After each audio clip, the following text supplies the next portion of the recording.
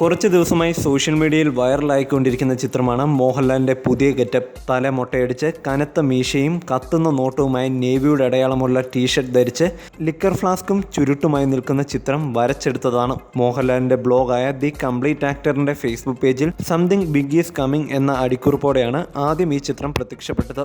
എന്നാൽ പിന്നീട് മോഹൻലാലിൻ്റെ ഫാൻസ് പേജും കൂടി ഷെയർ ചെയ്തതോടെ ചിത്രം വൈറലായി കഴിഞ്ഞു.